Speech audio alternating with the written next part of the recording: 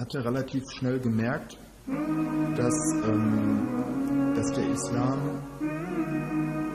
Islam hat eine Antwort für jede dieser Probleme, für jede dieser Fragen.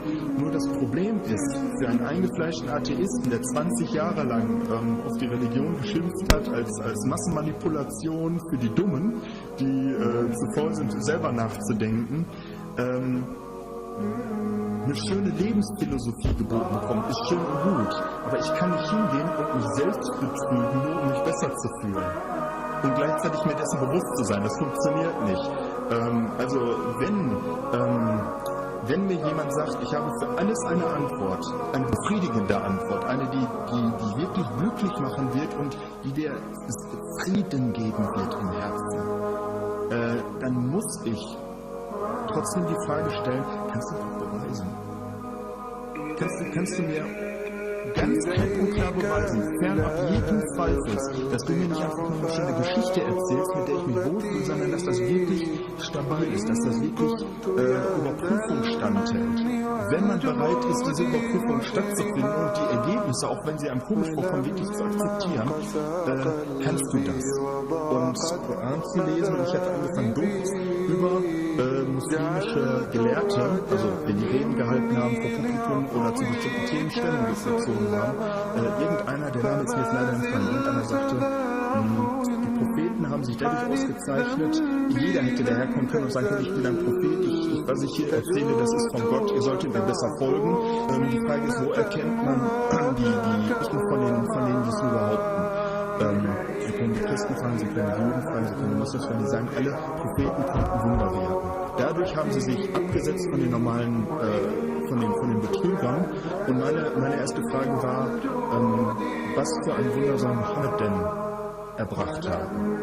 Und wenn man Muslime fragt, werden alle sagen, das Größte, viele Wunder hat er gemacht, aber das Größte ist, wie bleibt der Qur'an? Dann habe ich mir gedacht, gut, das ist doch was. Damit kann man arbeiten. Habe mir den Qur'an geholt, habe angefangen zu lesen. Ich hatte mir folgenden Grundsatz hatte ich gefasst. Ich werde den Qur'an inhaltlich prüfen darüber, ob er von einem Menschen geschrieben worden sein kann. Und ich hatte mir gedacht, du zündest die Kerze an beiden Enden an. Nicht kann er von Mohammed geschrieben worden sein, sondern kann er von Mohammed mit Hilfe geschrieben worden sein, von Leuten, die wirklich Fachwissen besaßen. Da habe ich mir gedacht, ach, weißt du was, kann der Koran von einem Menschen geschrieben worden sein, der das gesamte Wissen der Menschheit zu dem Zeitpunkt vor 1400 Jahren zur Verfügung hatte und unbegrenzt Zeit, es zu sortieren und zu ordnen. Kann der Voraussetzung von einem Menschen stammen. Egal von wem. Und ich habe mir gesagt, wenn das, was ich vorfinde, mir klar beweist, das ist nicht möglich, dann werde ich so konsequent sein und den entsprechenden Schritt tun und sagen, wenn das nicht von einem Menschen sein kann, dann muss es von Gott sein, wie sie es behaupten, und dann werde ich entsprechend handeln. Und dann habe ich angefangen zu lesen und dann habe ich mich über den Qur'an ist, dass er neben den moralischen Rechtleitungen, was man tun soll, was man lassen soll, was gut für einen ist, etc., auch immer wieder gefüllt ist mit Stellen, die haben mit moralischen Dingen oder ob man ein guter Mensch davon wird oder nicht, eigentlich überhaupt nichts zu tun von wissenschaftlichen Informationen. Erstens, die habe ich nicht in einem heiligen Buch erwartet. Und zweitens, was machen die da? Die erfüllen den Zweck, dass Leute, die verstehen, wovon geredet wird, die das Fachwissen besitzen, um wertschätzen zu können, was da für Informationen sind, dass die sagen können, also das kann keiner gewusst haben. Ich rede davon von den Stellen im Qur'an, wo gesagt wird, wie ein Embryo aussieht, wie er sich entwickelt, welche Stellen sich nach welchen entwickeln, was kommt zuerst, was entwickelt sich danach, welche Sinne treten zuerst in Existenz und in welcher Reihenfolge. Dann haben wir die entsprechenden Informationen, um überprüfen nachvollziehen zu können, ob das schwul ist oder ob das wirklich sich mit moderner Wissenschaft deckt, habe mir die Informationen dann geholt von moderner Wissenschaft und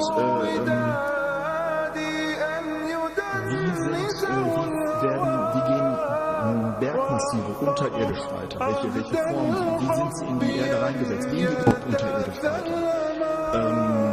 Informationen über Wellengänge unter der Wasseroberfläche, über wissenschaftliche Erkenntnisse, die erst viele Jahrhunderte, teilweise erst vor wenigen Jahrzehnten überhaupt gemacht wurden.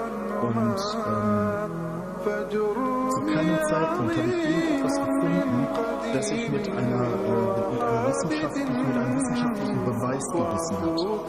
Und ich rede nicht von Theorien, derzeitigen aktuellen Theorien, sondern ich rede wirklich von Dingen, die fernab jeglichen Zweifels wissenschaftlich bewiesen sind, wo nicht mehr daran rumdiskutiert werden kann.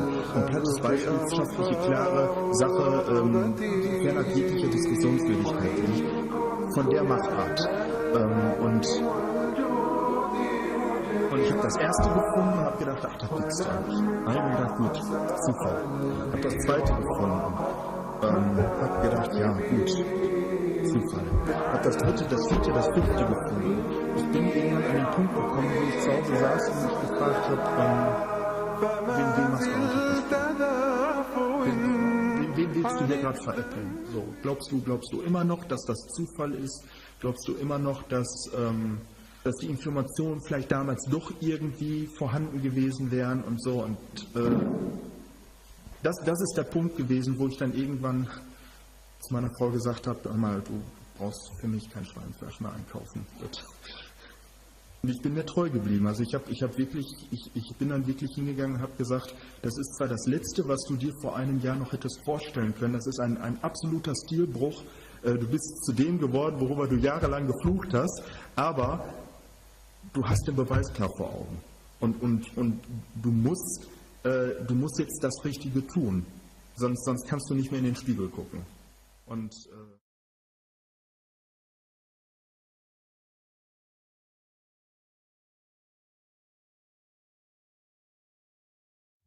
The statements we're about to show you are from the Holy Qur'an and is said to be the official, unchanged, pure word of God, revealed over 1400 years ago.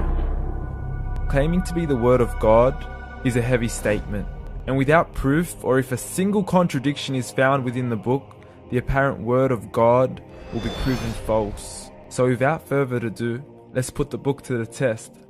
In the 23rd chapter, titled The Believers, from the 12th to the 14th verses, God is said to give a detailed description of how the human being is formed.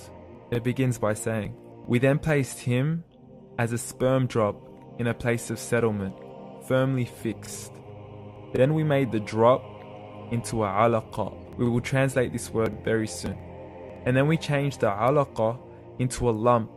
Then we made out of that lump into bones. And then we clothed the bones with flesh. Then we caused him to grow and come into being and attain the definitive human form."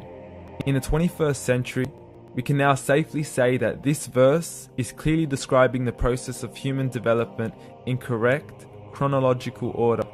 However, what we should be paying attention to in particular is the second stage, referring to the development of the embryo.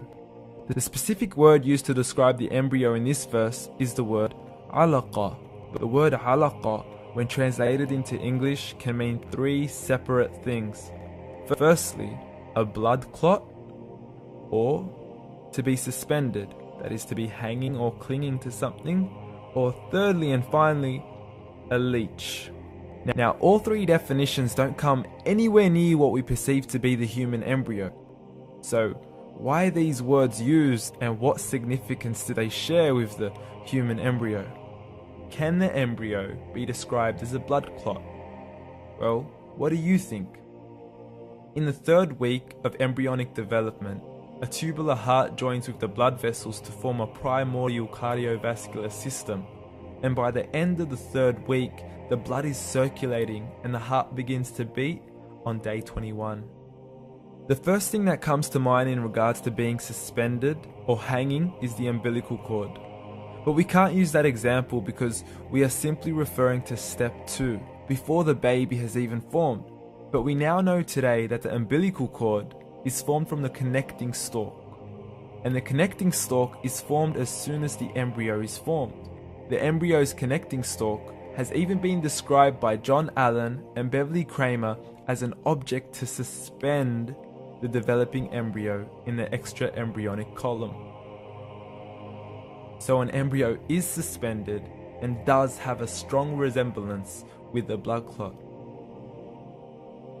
What on earth would an embryo have to do with a leech? Figure A shows the structure of an embryo at 25 days. Figure B shows a leech. Now please note once again that the embryo in this stage is no greater than the size of a kernel of wheat. This is an X-ray of the embryo at 22 days. This is the internal structure of a leech. It's mind-blowing stuff, but you still haven't seen anything yet.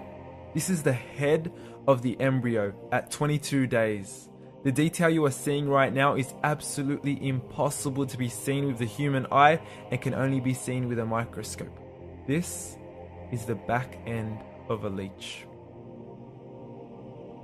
There's no other words used to describe this other than mind-blowing. The pictures we have shown you are impossible to be seen with the human eye or even to be predicted by the human mind. Once again, the verses we have shown you were revealed over 1400 years ago to a man who couldn't read nor write. Are these the words of God?